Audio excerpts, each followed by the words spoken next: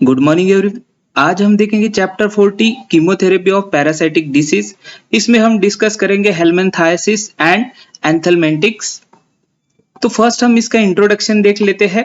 तो helminthiasis is the disease of world wide occurrence caused by the infestation by the worms. तो helminthiasis ये जो है ये डिसीज होता है, और ये डिसीज किसकी वजह से होता है? ये होता है ड्यू टू पैरासाइट जिसका नाम है वॉर्म्स। तो वॉर्म्स वेरियस टाइप के वॉर्म्स होते हैं, वेरियस जीनस के स्पीसीज के वॉर्म्स होते हैं, जो जब ह्यूमंस के गैस्ट्रोइंटेस्टिनल ट्रैक्ट में जाते हैं तो हेलमिंथाइसिस ये डिसीज प्रोड्यूस करते हैं।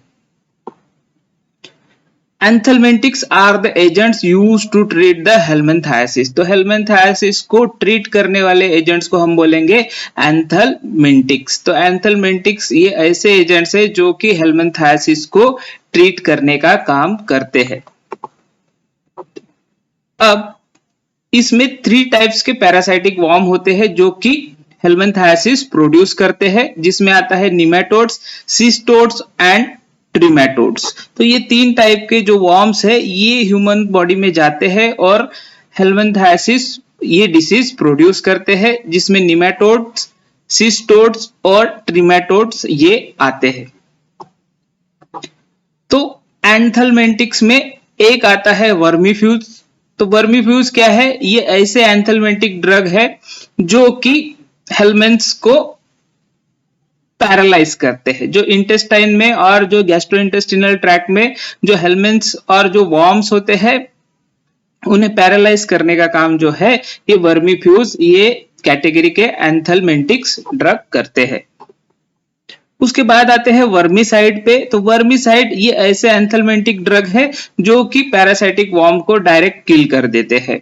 मींस उसका ग्रोथ या उसे पैरालाइज नहीं करते, सीधा मार डालते हैं, किल कर देते हैं, तो उसे हम बोलेंगे वर्मीसाइड। तो वर्मीफ्यूज ऐसे ड्रग जो कि हेलमिंथ्स और वॉर्म को पैरालाइज करते हैं, और वर्मीसाइड्स ऐसे ड्रग जो कि पैरासाइट वॉर्म्स को किल करते हैं। In man, the helminths infect the gastrointestinal tract of their host, and from there they may migrate to the other tissues and leads to damage on that tissue. तो ये जो है हेलमिंथ्स और जो वॉर्म्स होते हैं जो कि हेलमिंथाइसिस प्रोड्यूस करते हैं, ये गैस्ट्रोइंटेस्टिनल ट्रैक्ट को पहले इन्फेक्ट करते हैं और फिर वहां से ये माइग्रेट होते हैं टूवर्ड्स वेरियस टिश्यू और ऑर्गन। फिर वहां के जो ऑर्गन में जो भी सेल होते हैं उन्हें ये डैमेज करते हैं, जिसकी वजह से वो ऑर्गन जो है वो प्रॉपरली फंक्शन नहीं कर पाता। इसके बाद जैसे ही गैस्ट्रोइंटेस्टिनल ट्रैक्ट में इसका ग्रोथ बढ़ जाता है तो ये फाइनली एक्सक्रीट होते हैं वाया फेकल मैटर और स्टूल से, और ये जो हेलमिंथ्स है ये जो स्टूल और फेकल मटेरियल में जो भी अवेलेबल है ये फर्दर दूसरे ह्यूमंस को और जो भी पीपल है उन्हें ये इन्फेक्ट करने का काम करते हैं। तो ये हो गया जनरल इंट्रोडक्शन। अब हम हेलमिंथाइसिस में कौन से ड्रग यूज होते हैं और एंथेलमेंटिक्स ड्रग और एंथेलमेंटिक एजेंट्स को हम डिस्कस करेंगे। तो इसमें पहला ड्रग आता है पिपराजिन। पिपराजिन effective against round warm infestation. तो जो भी ह्यूमन को और पेशेंट को राउंड वॉर्म ने इन्फेक्ट किया है उसके अगेंस्ट पिपराजिन ये बहुत ज्यादा इफेक्टिव काम करता है। ये इसको ओरली एडमिनिस्टर्ड करते हैं। ये जो है एस्केरियासिस के ट्रीटमेंट के लिए सबसे पॉपुलर ड्रग है। पिपराजिन ये एस्केरियासिस के ट्रीटमेंट के लिए सबसे पॉपुलर ड्रग है। तो एस्केरियासिस भी ये काइंड ऑफ हेलमिंथाइसिस कैटेगरी का हम डिसीज बोलेंगे, जिसमें जो है ये वॉर्म जो है एस्केरिस कैटेगरी का होता है, और इसके ट्रीटमेंट के लिए पिपराजिन ये ड्रग यूज होता है। अब ये पिपराजिन जो है ये मार्केट में साइट्रेट और फॉस्फेट सॉल्ट के फॉर्म में अवेलेबल है। मींस सॉल्ट फॉर्म में क्यों ड्रग बनाते हैं? क्योंकि वो इजीली डिसॉल्व हो सके वाटर में और आयनाइज फॉर्म में वो कन्वर्ट हो सके, इसीलिए ड्रग को जो है ये सॉल्ट फॉर्म में बनाते हैं। तो साइट्रेट और फॉस्फेट सॉल्ट जो है पिपराजिन का मार्केट में अवेलेबल है for the treatment of helminthiasis. Single dose इसका क्योर करता है almost 70% of infected individual.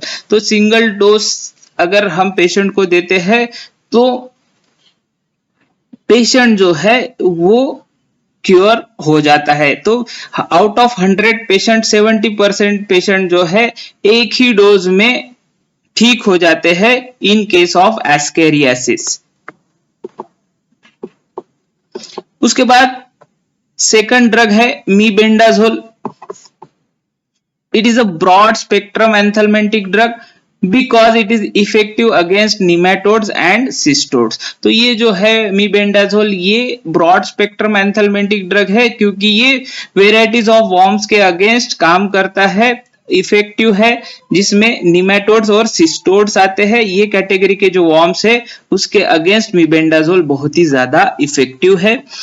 It blocks the utilization of exogenous glucose by nematodes। तो nematodes और nematodes कैटेगरी के जो भी वॉर्म्स है जो ह्यूमन को इन्फेक्ट करते हैं, और ऐसे ह्यूमन को और पेशेंट को अगर हम मीबेंडाजोल देते हैं तो मीबेंडाजोल क्या करता है, वो निमेटोड्स का एक्सोजिनस ग्लूकोज का जो यूटिलाइजेशन है और जो निमेटोड्स अपने सर्वाइवल के लिए और रिप्रोडक्शन के लिए जो एक्सोजिनस ग्लूकोज यूज कर रहे हैं उसका यूटिलाइजेशन को ब्लॉक करने का काम जो है ये मीबेंडाजोल करता है।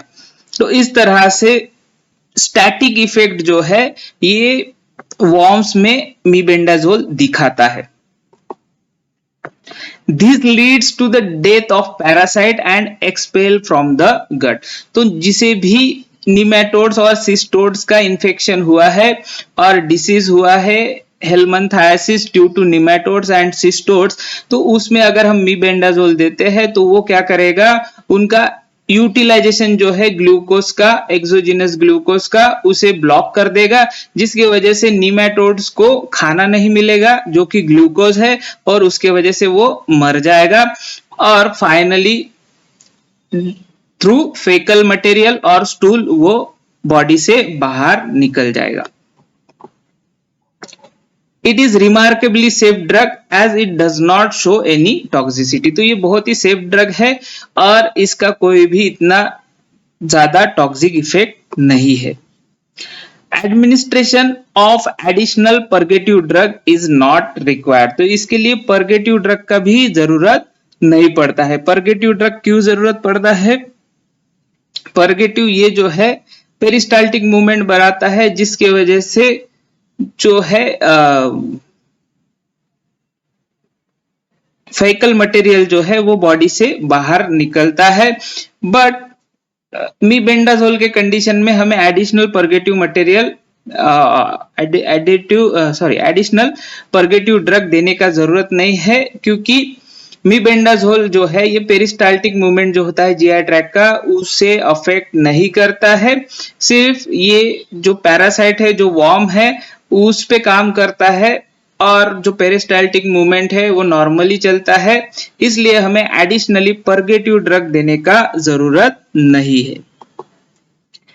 It is available as a 100 mg chewable tablet. तो इसका मार्केट में 100 mg का चिवेबल टैबलेट अवेलेबल है। तो ये हो गया सेकंड ड्रग मीबेंडाजोल।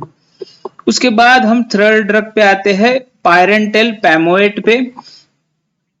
तो ये भी जो है ये इफेक्टिव है अगेंस्ट एस्केरियासिस एंड ऑक्सीयूरियासिस। तो एस्केरियासिस जैसा कि मैंने बोला था, एस्केरिस जो कैटेगरी के वॉर्म है उसके वजह से होता है और ऑक्सीयूरियासिस जो है ये ऑक्सीयूरिया जो है ये कैटेगरी के जो वॉर्म है उसके वजह से होने वाला हेलमिंथाइसिस है। It cause spastic neuromuscular paralysis in the worm which are then expelled out from the intestine। और इसका जो इफेक्ट है पायरेंटल पैमोएट का वो है वर्मीफ्यूज। तो वर्मीफ्यूज और स्टैटिक इफेक्ट है, मींस ये जो वॉर्म है उसका ग्रोथ को स्टॉप करने का काम करता है और इसका जो रिप्रोडक्शन एंड मल्टीप्लिकेशन है उसे स्टॉप करने का काम जो है पायरेंटल पैमोएट करता है। तो ये जो है न्यूरोमस्कुलर पैरालिसिस प्रोड्यूस करता है वॉर्म के अंदर, जिसके वजह से वॉर्म जो है ये पैरालाइज हो जाता है और फाइनली बॉडी के बाहर निकलता है वाया फेकल मटेरियल और स्टूल। बट पैरेंटल पैमोएड जो है ये वॉर्म को किल नहीं करता, तो चांसेस है कि ये आगे चल के दूसरे ह्यूमंस को भी इन्फेक्ट करे via other routes. It is administered orally as a single dose of 11 mg per kg body weight to a maximum of 1 gram।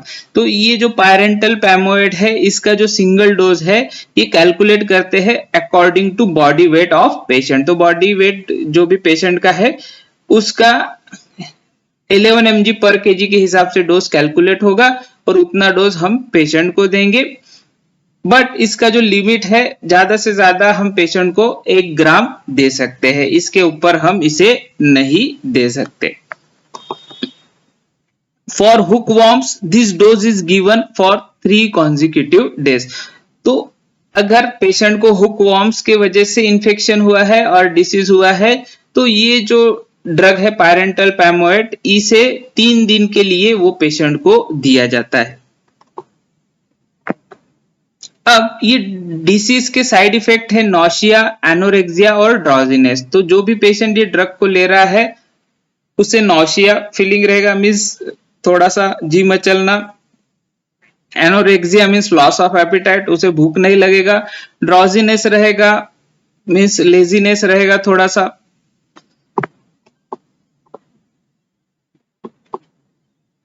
उसके बाद 4th ड्रग है टेट्रामिसोल। टेट्रामिसोल ये ड्रग है, ये जो है ये भी एस्केरियासिस के अगेंस्ट बहुत ज्यादा इफेक्टिव है। इसका सिंगल डोज है 150 mg का। बट लिवामिसोल ये मोर एक्टिव है देन टेट्रामिसोल। तो लिवामिसोल ये नया है देन टेट्रामिसोल और ये बहुत ज्यादा एक्टिव है देन टेट्रामिसोल। ये भी जो है ये वॉर्म्स में पैरालिसिस जो मसल्स होती है वॉर्म्स की, वॉर्म्स क्या करते हैं मूवमेंट करते हैं, जो मूवमेंट के लिए जो मसल्स होती है वॉर्म्स के अंदर उसमें पैरालिसिस प्रोड्यूस करता है बाय गैंग्लियोनिक स्टिमुलेशन। तो इसका जो एंथलमेंटिक एक्टिविटी जो है ये प्रोड्यूस करता है बाय स्टिमुलेटिंग गैंग्लियंस और जिसके वजह से मसल्स पैरालिसिस हो जाते हैं वॉर्म्स के। अल्टीमेटली वर्मीफ्यूज इफेक्ट शो करता है टेट्रामिसोल और फाइनली फिर ये जो पैरालाइज्ड वॉर्म है ये फेकल मैटर के थ्रू हमारे गट से बाहर निकलते हैं और इस तरह से पेशेंट को एस्केरियासिस में आराम मिलता है। इसमें साइड इफेक्ट है हेडेक, वीकनेस और स्किन रैशेस। तो जो भी पेशेंट ये ड्रग ले रहा है टेट्रामिसोल उसमें हेडेक में सरदर्द, वीकनेस रहेगा और स्किन रैशेस और एलर्जिक रिएक्शन भी इसमें दिख सकता है। इसके अलावा जो अदर ड्रग्स है एंटलमेंटिक जो कि क्लिनिकल प्रैक्टिस में चल रहे हैं उसमें आता है एंटीमनी पोटेशियम टार्टरेट जिसे टार्टार इमेटिक बोलते हैं। उसके बाद थाइबेंडाजोल आता है। आफ्टर दैट पायरिविनियम पैमोएट आता है। उसके बाद डाइथाइल कार्बामेजिन आता है और बीफिनियम आता है। तो bephenium, diethylcarbamazine, pyrvinium pamoate, thiabendazole, antimony potassium tartrate ये सब क्लिनिकल ट्रायल्स में चल रहे हैं for the treatment of helminthiasis. तो यहाँ पे हमारा कीमोथेरेपी ऑफ पैरासाइटिक डिसीज ये चैप्टर खत्म होता है। अगर आपको वीडियो अच्छा लगा हो तो इसे लाइक करिए, शेयर करिए, मेरे चैनल को सब्सक्राइब करिए और thanks for watching. God bless you.